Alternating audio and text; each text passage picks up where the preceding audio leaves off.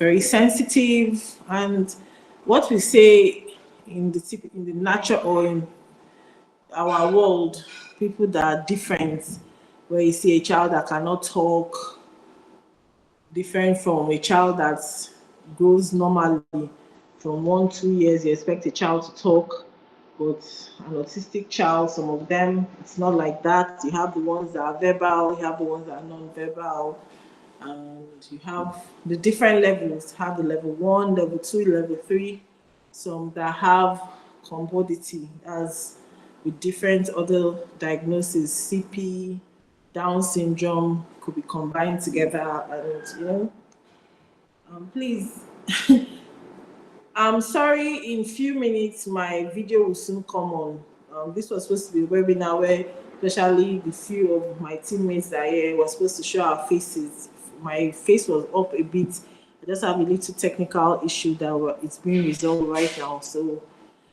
So the myths and stereotypes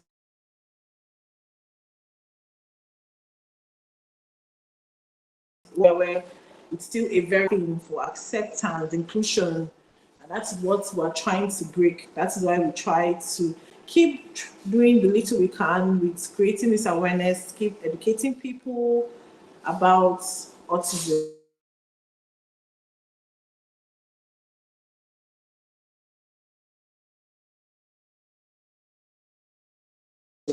Autism is not a death sentence. Your auntie, your uncle from the village, or your grade. No, nobody knows why there is what we call autism or special needs, especially autism.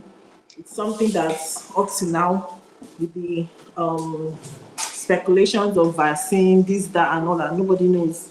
And sadly, as there is no known reason why a child is autistic, is also the same way there is no cure. It's a lifelong ailment. A child that is autistic, when the child becomes 10 years old, the child is not going to stop being autistic. When the child becomes 15, the child is not going to stop being autistic. When the child becomes 20, the child is not going to stop being autistic. It's till the end, or we pray. I mean, I believe in God, I believe, but in the professional aspects, I don't use things like, oh, I want to know. Of course, that's my own personal belief, but I believe the same way God made these children exist, in the same way one day there will be a solution to curing them. But for now, there is no cure. That is why it's very imperative. Like I keep telling parents, I keep telling people, it's very, very important to have early intervention. You have to, as parents, you have to do something. As parents, you have to get involved with your children. You have to be able to, learn more about why is my child this way? What can I do? In fact, as parents, I tell a lot of autistic parents, you have to be the first person to self-advocate. You can't sit down and wait for someone else to do the work. It's not easy. I see parents of these kids like they are like the real superheroes, because it's not easy. One of our team members, she's supposed to be here. She's dealing with a meltdown. She sends me a video or picture of her son, who is very dear to all of us on FSS Foundation, and you can imagine her mental state. Seeing your child go through meltdown, SIB, injuring himself, and you don't even know. When they cry for hours non-stop because they cannot express their discomfort, the sensory overload. Imagine a mom. It's really heartbreaking, seeing these things where your child is in pain, but your child cannot express it, especially those that are non-verbal. Even the ones that are verbal sometimes, because the way they think is different from how we think. The way they act is different from how we act. And all those. So you can imagine the mental drainage. We're even having a program for parents and caregivers in 2 weeks' time called Respite Care. I want to make it more like a monthly thing where we can help parents and caregivers, have a day to themselves to release the burnout, release the mental stress, and all those things. Early intervention is very, very important. It's really, really important. If you do not help these children, no one will help them. The more they are just left alone, and it's really going to be a sad thing. I have seen autistic kids which parents sadly feel that it will pass. Okay, just a phase. It's not a phase. It's a lifelong disorder. All you can do for these children is give them the best care, the early intervention, the therapy, the tools. We know, yes, it's not easy, especially in Nigerian reality. I mean, a sensory toy alone, just one sensory toy is almost 18,000. Not talk of trampolines or certain things. Then let's talk about the therapy. How much is speech therapy a session? How much is physical therapy a session? How many ABA experts do we have, analysts do we have, and all those things? How many parents can pay for food dietitian? A lot of how many occupational therapists do we have in Nigeria? How much is it? So many things. It's really a very difficult thing. That's why we try to see the way we can, even to the drugs some of them take. Autistic kids, how they are, you can see an autistic child that eats a particular food. What of a parent that cannot afford that texture of food? How much are they selling egg now or milk? Let's assume a particular child likes eating only custard. How much, or with milk, how much would you keep? So it's really something that is really, how I put it, difficult, heartbreaking, and with a support system, we can really, that is where this foundation is all about. I'm one advocate that no matter what time of the day, the parents that I've really worked with, I always try to give an opening ear, listen, be there, help them in any way you can, because it's a journey that is not easy. We're also working on and hoping the government does more things in giving more inclusion. It's not about just putting these children in normal neurotypical schools. All the schools, how many of them even go through proper training for their teachers to be able to attend to these kids? And like I said, this webinar is more of like just us talking. I'm very sure we're not much, so few of us already know. So I'm just going to give the floor to Chika, Miss Chika. She's one of our FSS team. She's a warrior mom, and she has a home for kids with disability called Floral Trust. Please, Chika, you can take the floor, please. Thank you.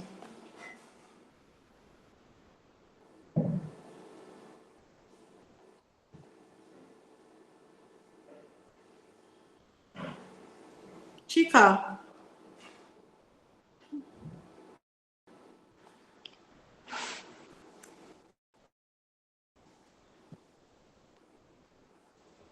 So, Miss Chika, I don't know if I think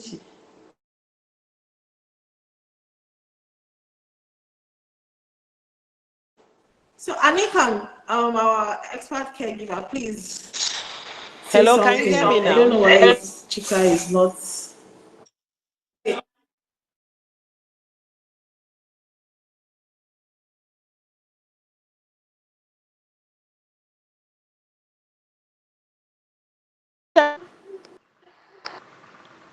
Hello? Yes, I hear you.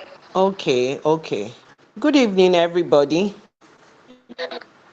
Yes, my name is Chikodile Ugochukwu. I'm the founder, visionary, Flora Trust, and a member of the FSS team. Disability management in Nigeria is a very tough one for any parent with a child living with disability. be it autism, be it cerebral palsy, be it ADHD, it's a very tough one because disability requires a lot of intervention. So disability management in Nigeria must be very comprehensive. To get the best result, it must be holistic and comprehensive. That means encompassing a lot of things, which includes healthcare first and foremost, education. The children should have access to some form of education, and it must be individual based because no two children with disabilities are the same. So you have to identify what each particular child needs, and special programs must be prepared per child. You can't say, oh, my child is autistic and your child is autistic, so they must have the same thing. No. So the approach to looking after children with disability must be comprehensive. We have to involve the services of therapists, starting from the speech therapists to the physiotherapist, to the behavioral therapist, and to the occupational therapist. And indeed, it's a lot for parents and caretakers of these individuals. But this is the only way research has shown that you will be able to get the best for these children. Approach must be comprehensive and involve a lot. The next aspect we're going to look at, very importantly in the life of all children living with disability, be it the children with Down syndrome, be it the children with autism, be it the children with cerebral palsy or ADHD, is that early intervention is key. We must, as parents, accept the fact when we realize that a child is having challenges, that is being able to accomplish their motor skills. We must face the reality very early. We should say to ourselves, why is this not happening? And we must seek help and accept if we are told that, oh, this child may be having this condition and may be disabled. Disability is wide. People don't like the word disabled because they will say, oh boy, he's walking. Oh boy, his hands and legs are normal, as in the case of most children on the spectrum. But disability is wide because a child who is nonverbal, who cannot communicate, is disabled. Even though he or she is not actually deaf or dumb, but is disabled. So we must think fast. Timely interventions must come in. No time to waste or start deceiving ourselves and saying, oh, it's not, oh, it's not. I went to a hospital today and there was this child who was tiptoeing and walking on his toes. And I could see the way he was walking. And I heard the mother and one of the nurses talking. And they were saying, oh, he uses muscles to walk. We have to take him to somewhere where they will move his muscles and this and that. No way. Obviously, that child is on the spectrum. But parents do not want to accept. We must have acceptance that this is a condition so that we start fast. Because the earlier we intervene, the better for the child. So early intervention is very important, and it involves proper screening, proper diagnosis, because you need to screen properly. It helps. Diagnosis screening helps because when you diagnose on time and accept the diagnosis, you will be able to know what to treat and how to help that individual living with disability. Be it the child with autism, be it the child with cerebral palsy, even everything is wide when it comes to disability. Take an example of a child with cerebral palsy. A child with cerebral palsy has different outcomes You may see a child with cerebral palsy who walks. You may see a child with cerebral palsy who doesn't talk. So you need to have a proper diagnosis done by a trained physician, a trained doctor who will tell you this is what will help your own child. Don't go saying, oh, my neighbor has one and he wants. No, let's leave that. Focus on our children as individuals they are and try to get proper screening and diagnosis for each child as they come. So it's very important for better and long-term outcomes for us to be timely in having early intervention. In this part of the world, it's not easy for parents because where do you go? So at FSS, we are trying to point parents in the right direction. These are things we aim to do. We hope to have publications where if you find out or you're given a diagnosis that your child has autism or cerebral palsy or Down syndrome or ADHD, we will have documents or books or that will advise you on the first place to take your child. Hospitals you can visit where you will get advice for the children. If a child is having seizures, if a child is having epilepsy, where can I go to have these drugs, administered to the child and these drugs reviewed after particular periods for the child's benefits? So early intervention is very, very important. It allows for timely interventions and it mitigates against negative outcomes that may come as a result of not having proper and timely diagnosis. We should not wish it away or fear it away. Oh, let me not go so that they don't tell me he has autism. Let me not go so that they don't tell me he has ADHD. No, go and hear. There's help to the child, and the earlier you start, the better for everybody, including the child. So I know it's challenging navigating disability in the Nigerian system. There's a lot of gaps. It has taken years for the government, and even at that, they've still not have approved the disability law in Nigeria. In other parts of the world, this is a law that will have been approved immediately, swiftly, to be able to help these individuals, because there's a myriad of challenges, a lot of stigma, a lot of limited access to everything, to the hospital, to transportation, to education, to therapy. But in Nigeria, it's difficult.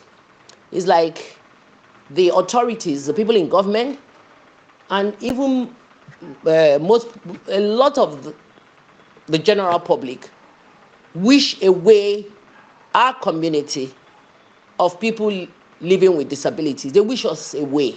They want to hide us, forget about us, thinking that one day there will never be a person with disability. And that is impossible because it is here to stay. Yes, as sad as it is to some people, because for us in the community, it is not sad. It is something that we have to face head on, because it is all over the world and God has allowed it. God has put us in the head count. So whenever they are counting the population of Nigeria, all the children on the spectrum, all the children on cerebral palsy, no matter how severe, we are part of the head count. We are part of it. And we stand up to say that we are. And we also stand up to demand these things. For years, they have refused to approve the disability law in Nigeria, which will grant individuals with disability certain rights, certain access, like going into the hospital. Like, for example, if you have a child who is disabled and you're trying to get a health insurance plan for that child, do you know that for many years I tried to get for my son? They don't give you. They say, no, you're too risky. Oh, no, you're too problematic. Why should that be? There should be a law that any health provider Who says they will not provide cover for children with disability should be penalized. We don't have that. We go in and pay from pocket for these children. So a child who is sick, who is disabled, goes into hospital, this week pays, next week pays. It's heavy. It's too much on parents and families and caretakers of such children. So these are the laws that will have enabled us to have some kind of relief. But unfortunately, in Nigeria, nothing has been done so far. Our hope remains in awareness, like what FSS is doing today. It is a great leap to bring awareness out to the general public, because there are still a lot of people who want to know and who care to help. And this kind of webinar will get to the right people, and they will say, oh, let us have a health provider who can cover children with disabilities. Maybe they pay a little more premium, but definitely we can. So this is a very great thing. I want to say thank you very much to FSS Foundation, because this is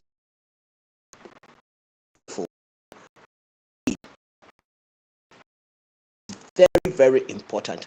Because what happens is that where people are not aware and what people do not know about, they fear. When you don't know about something, you are afraid. You feel like, oh, I don't know about this thing. What do I do? And when you don't know what to do, you exclude. So a lot of the exclusion that comes to this community of people living with disabilities is as a result of not knowing what to do with us. Okay, you're having a party and you want to invite two children living with disabilities who one is on the spectrum and maybe one is on a wheelchair. What do you do? How do you do it? You know? So by the time we start to teach them that, okay, you're going to do a party for children, please, children on the spectrum love trampolines. Can you bring in a trampoline? Maybe two trampolines, and you could just keep one to make sure that the children. Okay, thank you. Okay, so thank you very much. So yes, awareness is very important, and acceptance. Thank you very much. Miss Anika.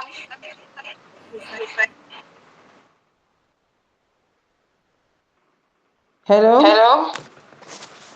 Good evening, Good evening, all. all. My name is My name is Anika Anika Morgan. Morgan. Hello. Hello. Yeah, Annie, we We can hear can you. hear you. Okay, okay, Okay, okay. okay, okay. Yeah. Yeah.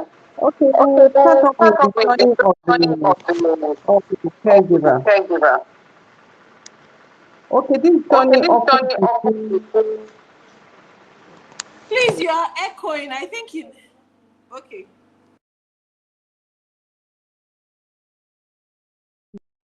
Hello. We can hear you clearly now. Okay, all right. Good evening, all.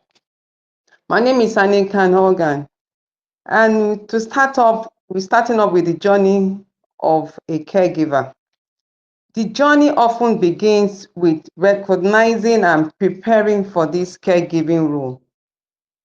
And it's also a path of human capacity to love, resilience, and transformation. It also gives an opportunities for growth, connection, and a deeper understanding of oneself and others. Now, hello, are you there? Can you hear me clearly now? Yes, we can hear you. Please go ahead. Okay, okay. And what comes with this journey is burnout. And there are ways to avoid this burnout. Like caretaking can be emotionally and physically draining. And without self-care, caregivers are at higher risks of burnout. So to avoid burnout, stay active, even a short walk within your home, within workplace, to get relief. Then take breaks, as in step away from caregiving responsibility for a short period. We always say, where is the time? Where is the time? But you really need have to take a break. Take a break from the caregiving to regroup and to recharge. And consider a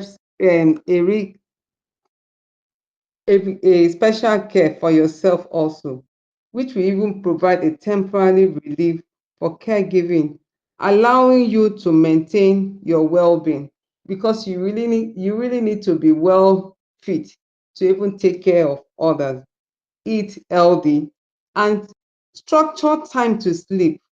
You need a rest to be fully aware of what you are going to do. And with this, stress comes in with it too. But to avoid and to manage the stress, you have to really focus on what you are capable of taking at that same time. It's not if you are in a particular or maybe taking care of, okay, let's just say an individual. You have to break time, you have to really be focused on what you can do and at what time, and how to put things and people in proper space, and take care of your health. If you don't take care of health of yourself, who will? You won't be able to take care of someone else. Then you ask for help. When help comes in, when it's overwhelming for you, you ask for help and accept help. And in all, there are simple tools we can use as a caregiver. There are some simple tools you can use to help you in managing the children with this disability. Like, okay, let's really focus on children, a child with autism, like a noise cancelling headphones. It really helps children manage overwhelming sound and sensational overload.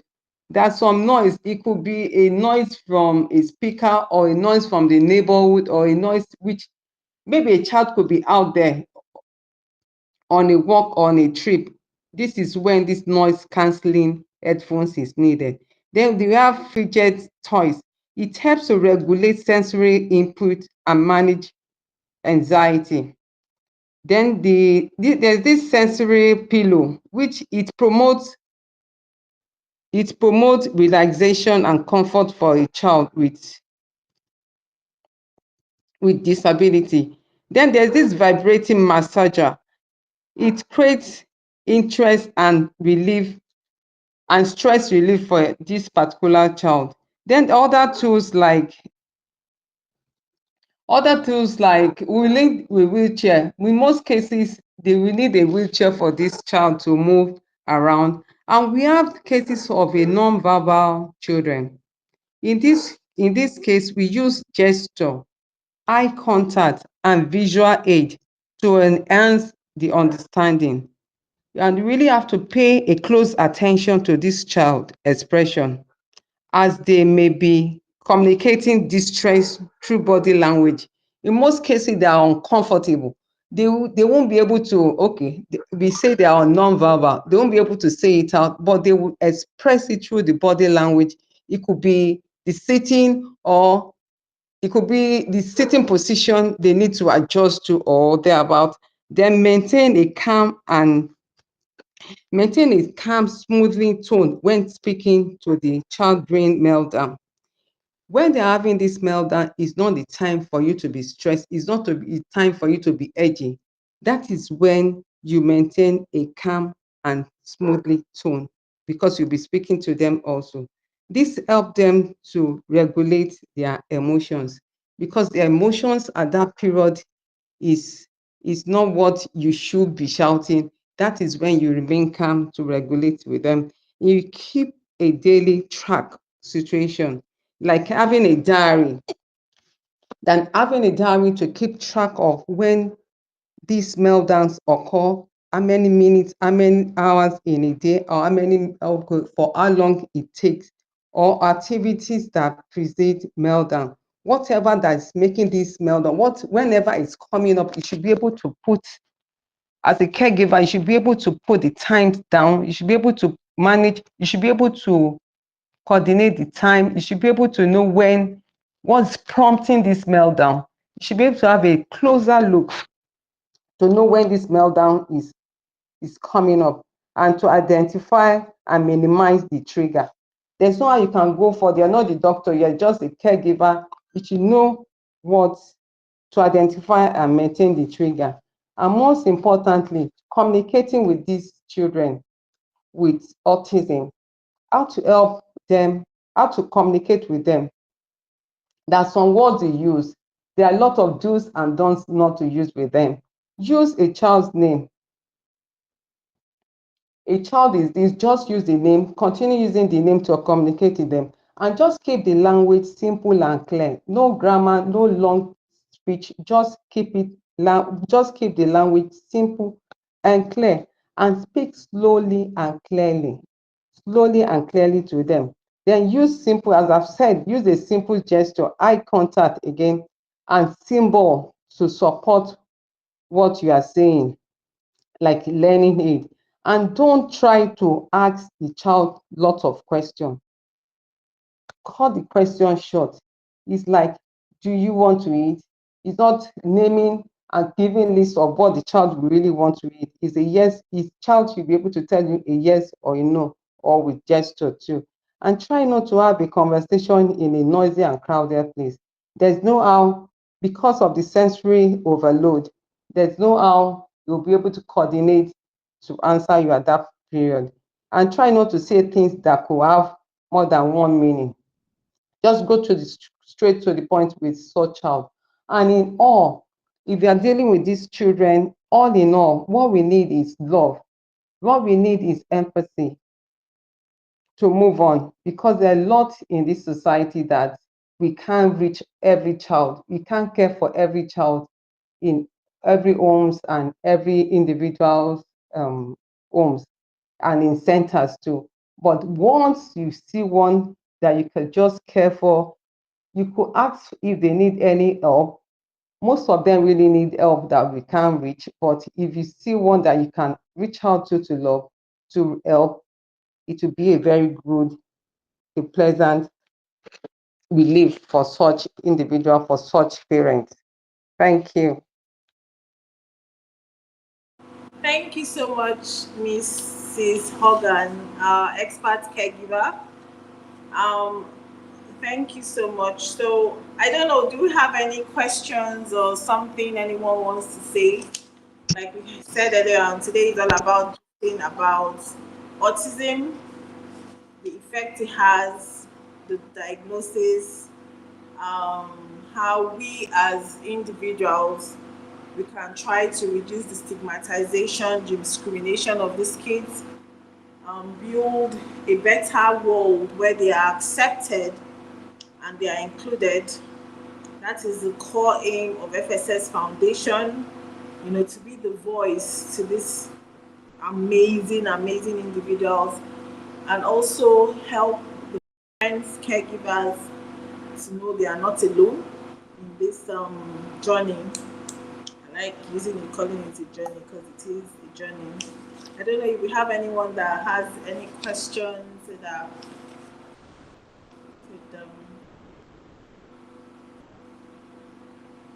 could some people or one person joined in late, but I don't know. Is there anybody that has any question or has anything to say? Please, you can. If you have anything to say, please. It's a conversation. Everyone is open to just say you could use 5 minutes. The floor is open to anyone. Let's hear your own parts. If you're a parent, a caregiver, an expert in this field, you can just please. The floor is open.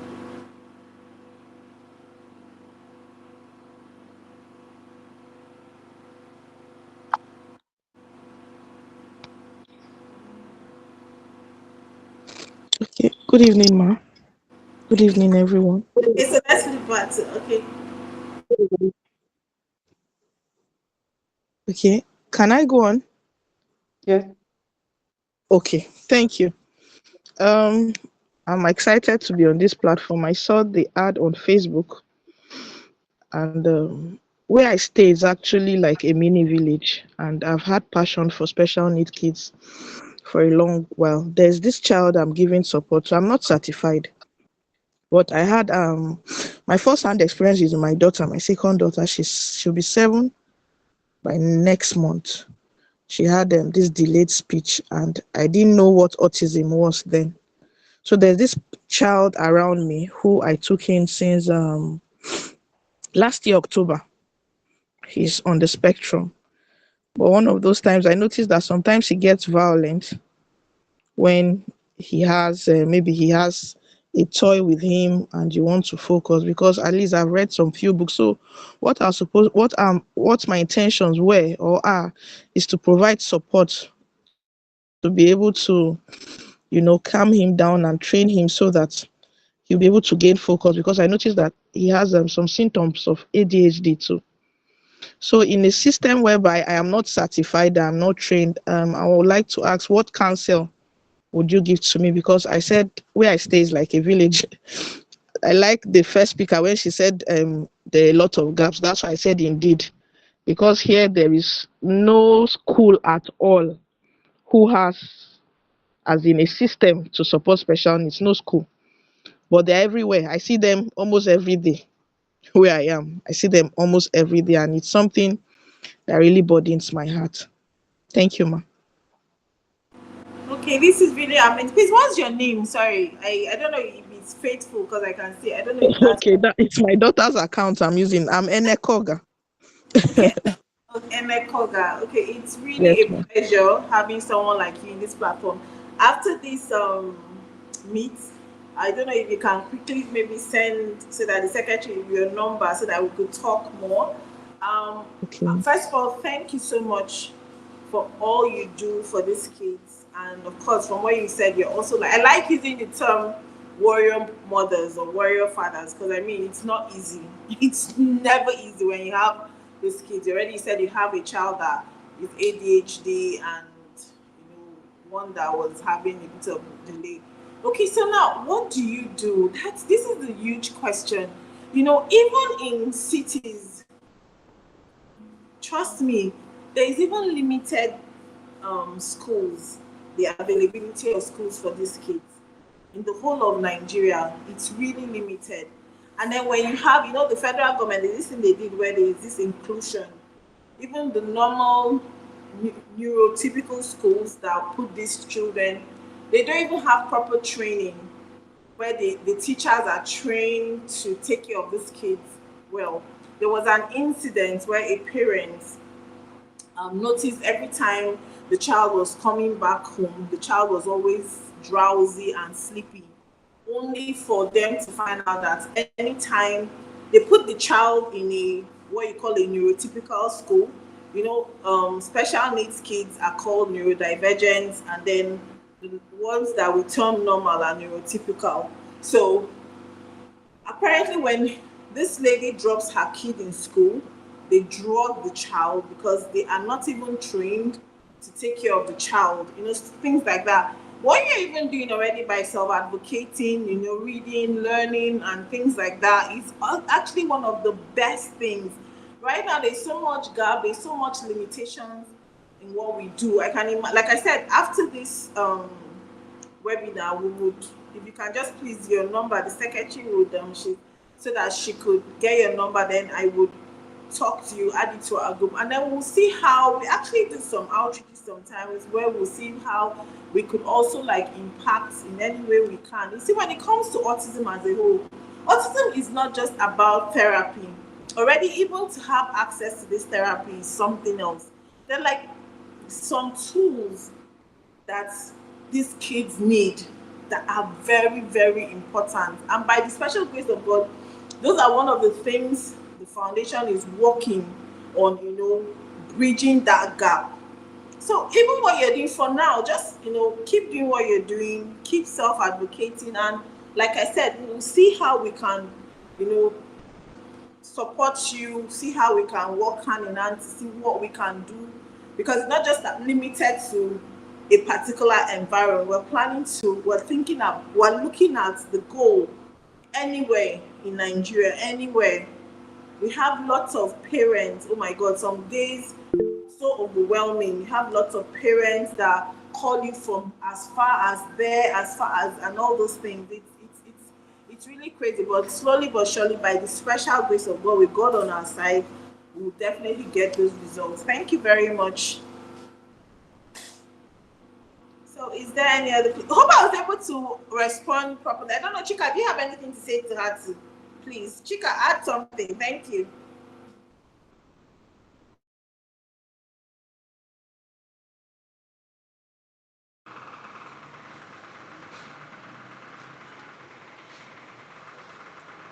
Yes, really, it's very overwhelming.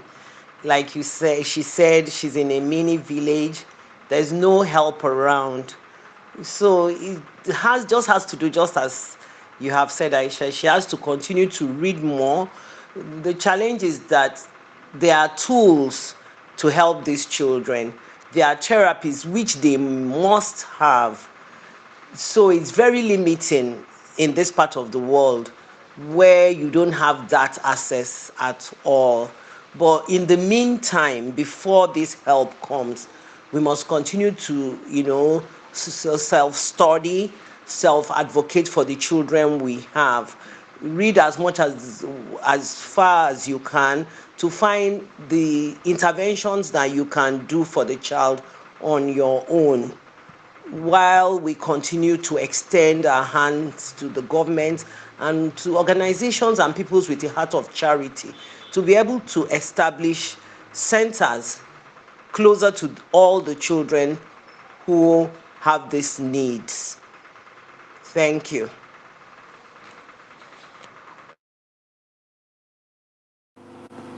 Okay, so please, do we have any other person that wants to say something? Please, let's oh, it's a conversation. Let's say something or anything, be question or something you want to add.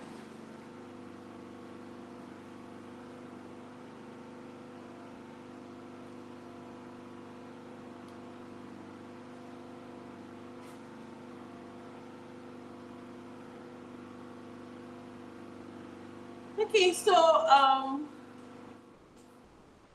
really want to thank everyone. Like we said, autism is not a death sentence. These kids, all they need is love, support. I really don't know how many parents are here. I don't know how many experts are here. I don't know which of you is which. So it's just a generalization. Um, the way you saw our flyer is also normal.